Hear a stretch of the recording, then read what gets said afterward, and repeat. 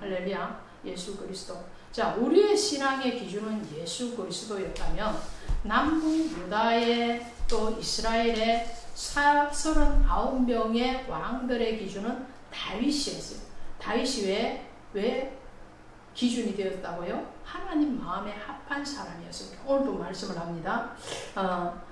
히스기야에 대해서 말을 할 때에 한 번 더 우리 20절부터 한 번 더 읽어보십니다. 시작. 히스기야가 온 유다에 이같이 행하되 그의 하나님 여호와 보시기에 성과 정의와 진실함으로 행하였으니 그가 행하는 모든 일 곧 하나님의 전에 수종드는 일에나 율법에나 계명에나 그의 하나님을 찾고 한 마음으로 행하여 형통하였더라. 할렐루야. 자, 여러분 형통하시기를 원하십니까? 여러분의 인생에서 형통하기를 원하지 않는 사람은 아무도 없죠. 맞습니까? 여러분의 인생뿐만 아니라 여러분의 자녀의 인생이 형통하지 않기를 원하는 사람은 아무도 없을 겁니다. 여러분 하나님 앞에 형통할 수 있는 비결 오늘 나와 있어요. 뭐라고요? 하나님과 한 마음으로 행하였다. 할렐루야. 히스기야는요, 유다, 남북 유다의 39명의 왕 중에서 네 번째로 하나님 앞에 이런 칭찬을 받았는데, 열왕기하 18장 3절에 가니까 히스기야가 그의 조상 다윗의 모든 행위와 같이 여호와께서 보시기에 정직하게 행하였다. 다윗과 같았다 라고 말씀하시면서 오늘 본문에는 하나님과 한 마음으로 행하여 형통했다. 그러면 저와 우리 성도님들 또 우리의 자녀들에 이르기까지 천대에 이르는 복, 형통의 복, 하나님의 복, 그 복은 언제 이루어진다는 말씀인가요? 요약을 하면 하나님 보시기에 선하고 정직해야 된다라는 거죠. 그 선하고 정직함이 바로 다윗과 같은 것이고 그 다윗과 같다는 것은 하나님과 한 마음으로 행하였다라는 것을 말씀을 합니다. 유다의 왕들 중에서 4명이 하나님 앞에 이런 소리를 들었고 그 중에 한 사람이 히스기야입니다. 히스기야는 25살에 유다의 왕이 됩니다.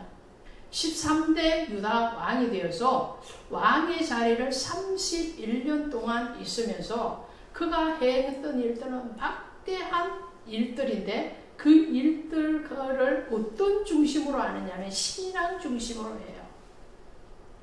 영국의 엘리자베스 2세 여왕께서 25살에 여왕이 되셨다고 그러죠.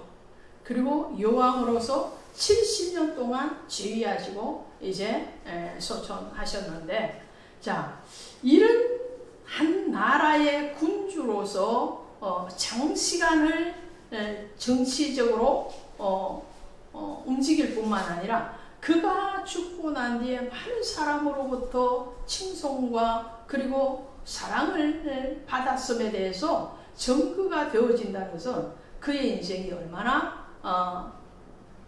하나님 보시기에 정직했는가를 알 수 있는데 히스기야가 그 중에 한 사람입니다.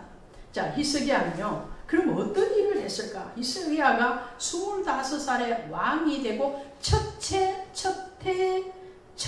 딸, 그러니까 왕이 되고 즉위식을 하고 바로 한 것이 히스기야가 한 것이 뭐냐면 성전을 정화시키는 것이었어요.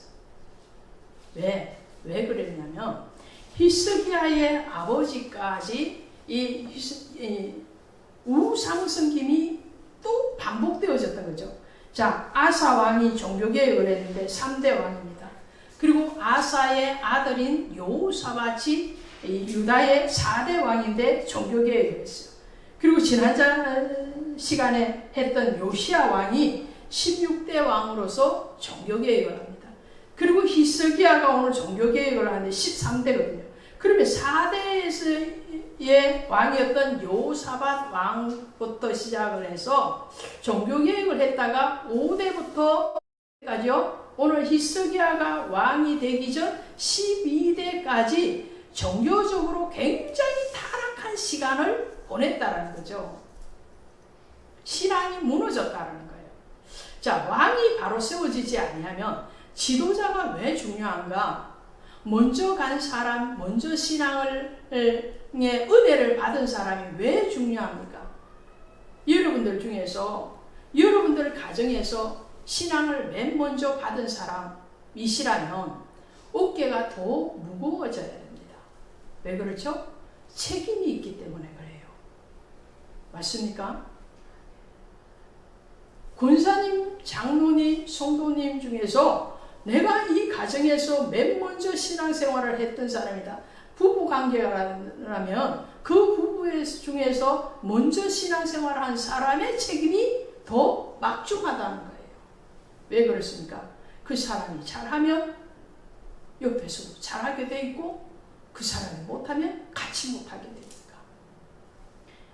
유다의 왕들이 그랬습니다. 북이스라엘은 말할 것도 없고요. 북이스라엘은 여로보암이 왕으로 등극하면서부터 19번째 호세아 왕이 오기까지 계속적으로 북이스라엘은 우상숭배이 계속적으로 내려왔던 왕조고, 남유다는 그 중에서 20명의 왕 중에서 4명이 하나님 보시기에 선한 왕이었고 다윗의 길을 갔던 왕들이었는데, 그 왕들이 잘 가고 신앙적으로 중심을 딱 잡고 있으면요, 백성들이 바로 세워졌어요. 믿습니까? 왕이, 제사장이, 선지자가 바로 세워지면 그 따르는 무리들은 자연적으로 바로 가게 돼 있어요. 그런데 왕이 바로 가지 않아. 제사장이 타락했어. 선지자가 타락했어. 그러면 그 백성들도 타락의 길로 그대로 따라가더라는 거죠. 유다의 5대 왕부터 12대에 내려오기까지 하나님 앞에 드려져야 되는 그 예배가 탈취되어집니다. 누구에게요? 우상에게. 왜 그럴까요? 오늘날도 마찬가지입니다. 하나님 앞에 오기는 멀고요, 세상으로 가기는 너무너무 빨라요. 왜 그렇습니까? 하나님 앞에 신앙 지키기는 굉장히 어려운 것 같아요. 이런저런 이유 없는 무덤이 없는 것처럼 교회에 나오지 않는 분들, 교회에 발을 들여놓지 않는 분들의 이유가 너무너무 많아요. 개인적인 이유가 너무너무 많아. 코로나 때문에 건강이 염려되고, 또 어디를 가봐야 되고, 뭘 해야 되고, 돈을 벌러 가야 되고, 이유는 많아. 그 모든 이유들을 하나로 합치면 뭐냐? 하나님보다도 다른 어떤 것이 더 좋다, 이런 말이에요. 더 좋다. 근데 히스기야는 그러지 않았어요. 왕이 25살에 왕이 되자마자 그는 그 아버지가 그 성전을 더럽혀 놨거든요. 우상을 갖다가, 우상의 제단, 하나님을 예배해야 되는 이 제단에다가 바알과 아세라를 비롯한 이방의 신상들을 새겨다 놓고 거기에다가 절을 하고, 하나님 앞에 드려야 되는 예물을 세상의 왕들, 세상의 신들에게 갖다가 바치고, 물질도 정신도 다 이방의 신들에게 갖다 바치는 그런 성전이 훼손되어지고 절기가 지켜지지 않고 예배가 드려지지 않는 그 시대에 히스기야가 왕이 되었습니다. 그리고는 첫 번째로 한 것이 하나님의 성전에서 모든 바알과 아세라상을 다 끄집어냈어요. 당연히 그래야 되겠죠. 아론의 두 아들이 나답과 아비후인데요, 아론은 대제사장이잖아요. 대제사장인데도 불구하고 그의 아들 넷 중에서 둘이 하나님 앞에 불경건했어요.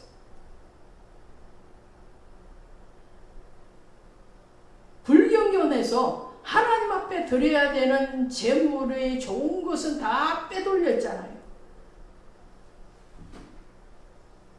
뿐만 아니라 하나님 앞에 제사를 드릴 때에 다른 불, 하나님이 원하시는 번제단에서 불을 가지고 오고 하나님의 하나님의 성전에서 불을 가지고 와야 되는데 다른 불을 가지고 와서 하나님 앞에 예배를 드렸다가 적사에서 죽고 말았어요. 아버지가 목사라고 엄마가 목사라고 천국 가는 거 아니야. 처갓집이 목사라고 천국 가는 게 아니고, 아내가 신앙 좋다고 남편이 천국 가는 것도 아니에요. 영향력을 받되 선한 영향력을 받지 못하면 아론의 두 아들이 죽었던 것 같이 죽었어요. 반대로 오늘 히스기야는 지난 시간에 살펴봤던 이 요시야도 그랬죠.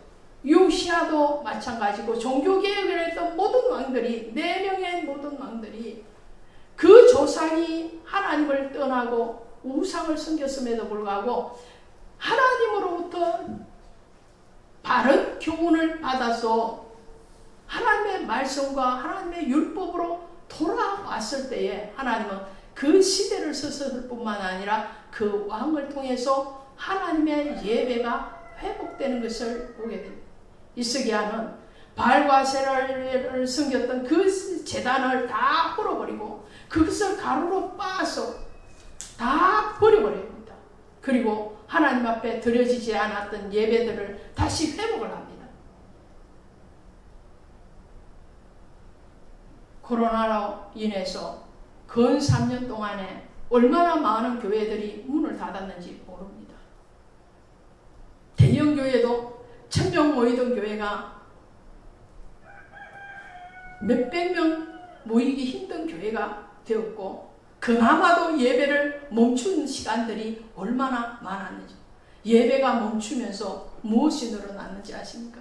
교회가 문을 닫은 숫자만큼 무엇이 늘어났겠어요? 교회가 문을 닫은 만큼 세상에 술집이 늘어났고요. 교회의 성도들이 발걸음을 멈추고 어디로 갔겠어요? 세상.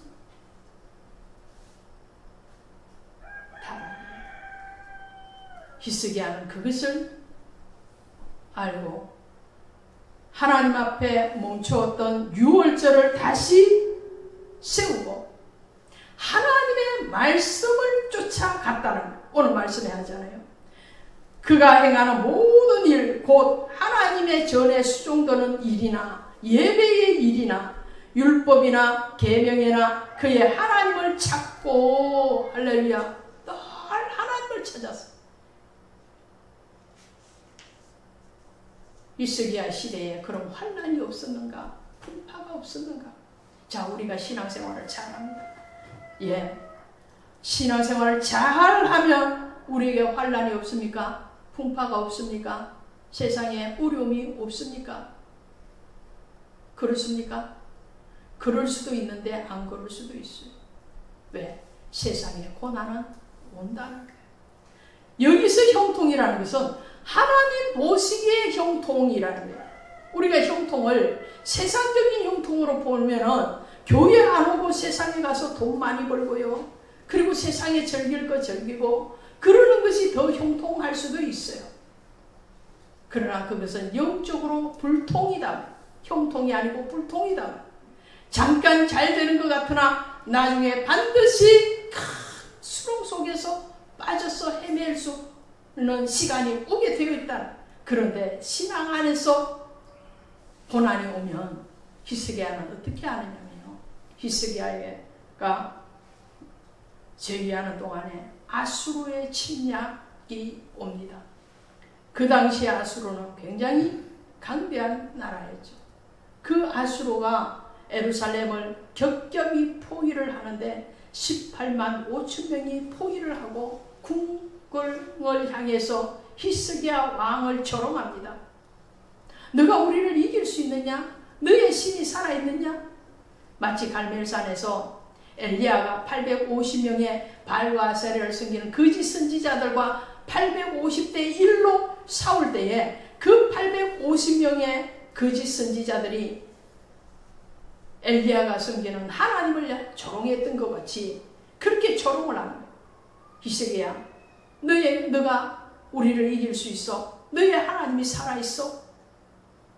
그럴 때 히스기야는 몸을 치면서 금식하고 하나님 앞에 기도합니다. 하나님, 저들이 하는 소리를 들으십시오. 하나님을 조롱하고 하나님의 백성들을 조롱하는 그 소리를 들으시옵소서. 그리고 그 당시의 선지자였던 이사야 선지자에게 가서 기도를 요청합니다. 여러분, 신앙 가운데 환난이 올 때에 여러분은 어떤 길을 택하십니까? 믿지 않은 이방인들이 조롱을 하고 너 그렇게 신앙생활 하는 거 맞아? 너의 하나님이 살아있는 게 맞아? 라고 조롱을 할 때 여러분들은 거기에 어떻게 대항을 하십니까? 히스기야는 기도를 택했습니다. 하나님 앞에 기도하고 그리고 목자인 이사야에게 가서 우리를 위해서 기도해 주십시오. 아이를 낳으려고 하나 해산할 힘이 없는 여인과 같은 이 유다를 하나님 앞에 고해 주십시오. 그랬을 때에 하나님은 너의 기도를 들었다라고 말씀합니다. 너의 기도를 듣고 그리고 하나님이 그 아수르 대군을 18만 5천 명을 하루아침에 그들을 자중질환이 일어나서 폐해서 다 죽임을 당하게 하십니다. 이것이 기도의 능력이고 하나님의 능력이라는 거예요. 국가적인 위기가 끝나고 난 뒤에 히스기야는 개인적인 위기도 옵니다. 그가 질병이 들었어요. 질병이 들었을 때 히스기야가 하는 일이 무엇인지 아십니까? 그는 다시 기도를 한다는 거죠. 자, 우리 성경을 하나 찾아가 봅니다. 히스기야의 열왕기 하 20장 그 앞으로 가시면 열왕기 하 20장에 가십니다. 히스기야가 하나님 앞에 기도할 때에 그 기도에 대해서 20장 597페이지 제 성경으로 597페이지 열왕기하 20장 1절에 가시면 1절 2절 보십니다. 시작. 그때에 히스기야가 병들어 죽게 되매 마모스의 아들 선지자 이사야가 그에게 나와서 그에게 이르되 여호와의 말씀이 너는 집을 정리하라 내가 죽고 살지 못하리라 하셨나이다. 히스기야가 낮절 벽으로 향하고 여호와께 기도하여 이르되 아멘. 그 다음에 하나 더 봅니다. 여호와여 구하오니 내가 진실과 전심으로 주 앞에서 행하며 주께서 보시기에 선하게 행한 것을 기억하옵소서. 그러니 5절에 응답이 나왔죠. 5절에 봅니다. 여호와의 말씀이 시작. 여호와의 말씀이 내가 내 기도를 들었고 내 눈물을 보았노라. 할렐루야. 자, 히스기야는요. 그 앞에 19장에서도 19장 14절에도 히스기야가 사자의 손에서 편지를 받아보고 여호와의 성전에 올라와서 히스기야가 그 편지를 여호와 앞에 펴놓고 그리고 기도하는 말씀. 히스기야는요. 국가가 위기에 왔을 때에도 기도합니다. 본인이 기도할 뿐만 아니라 선지자에게 기도를 요청하고 제사장에게 가서 기도를 요청하고 여러분의 기도가 필요하고 여러분을 지도하고 인도하는 목자의 기도가 함께 갈 때에 하나님이 그 기도에 대해서 응답을 하신대. 아수르 대군 18만 5천 명을 물리쳐 주실 뿐만 아니라 하나님은 히스기야가 죽을 병이 걸렸어요. 이사야 선지자가 와서 진단을 하기에 하나님이 너를 이 자리에서 침상에서 일어나지 못하고 죽게 하실 것이다. 죽음의 사자가 왔어요. 그런데 히스기야가 기도합니다. 하나님, 내가 그동안 왕으로서 제위하면서 하나님 앞에 선하게 정직하게 행한 것을 하나님 기억하시옵소서. 그리고 벽을 향해서 하나님 앞에 기도합니다. 지성소에 기도를 합니다. 여러분, 우리가 저축을 왜 합니까? 여러분 매달 월급을 타고 생활을 하시면서 통장에 저축을 하시잖아요. 또 보험을 가입하잖아요. 자동차를 운전하는 사람은 자동차 보험을 들고 운전자 보험을 들고 그것도 부족해서 건강보험을 또 들어놓습니다. 그것이 왜 필요한 거예요? 자동차 보험은 1년 보험료를 사고 안 나면 그냥 없어지는 거잖아요. 그런데도 가입을 해요. 그렇죠? 왜 가입을 해죠? 만일의 사고에 대비해서 그 돈이 없어질 돈인 줄 알면서도 가입을 해요. 그렇죠? 여러분 통장에 왜 저축을 합니까? 미래를 위해서 저축을 해 놓아야 되는 거야. 내 미래에 어떤 일이 생길지 모르니까. 하나님 앞에 기도로 저축하지 아니하고 하나님 앞에 예배로 저축되어지지 않고 하나님 앞에 심어놓은 것이 없으면 오늘 히스기야와 같은 이런 기도를 하실 수 있겠느냐? 위기가 왔어요. 곤란이 왔어요. 그럴 때에 하나님 앞에 나아가서 하나님 오늘 내가 했던 일들에 대해서 지금까지 하나님 앞에 충성하고 예배드렸던 것들에 대해서 기억해 주시옵소서. 하나님 앞에 헌신하고 충성했던 것 하나님 한 번만 돌아봐 주시옵소서. 이런 기도를 여러분은 하실 수 있기를 원합니다. 할렐루야. 히스기야는 그것을 알 수 있었어요. 적군이 쳐들어와서 겹겹이 표현하고 조롱할 때도 그들과 대항해서 그들과 맞짱을 떠서 욕을 하고 혈기를 부리고 나간 것이 아니고 하나님 아시죠? 하나님 내 마음 아시지 않습니까? 하나님 이 백성들을 아시지 않습니까? 하나님 이 백성들을 구원해 주십시오. 자기가 개인적으로 죽을 병이 사형 선고가 떨어졌어요. 요즘 말 나오면 말기에 암이 걸렸어. 이제 너 이제 6개월밖에 못 살아. 3개월밖에 못 살아. 의사의 진단이 사망 선고가 떨어졌어. 그럴 때에 정말 살아야 되는 분명한 목적이 있었던 히스기야는 하나님 앞에 기도하는 거예요. 왜? 유다의 왕으로 등극할 후계자가 아직 세워지지 않았기 때문에 히스기야가 기도하는 거예요. 그럴 때에 하나님이 그의 기도를 내 눈물을 보았고 내 기도를 들었다. 오늘 여러분이나 저에게 하나님을 향한 충성이 있기를 원합니다. 하나님을 향한 온전한 마음이 있기를 원합니다. 그런데 오늘 히스기야도 넘어졌어요. 병이 고침을 받고 15년 동안 생명을 연장을 받고 난 뒤에 히스기야의 그 겸손했던 신앙, 오직 하나님을 바라봤던 그 신앙이 일순간 허풀어져요.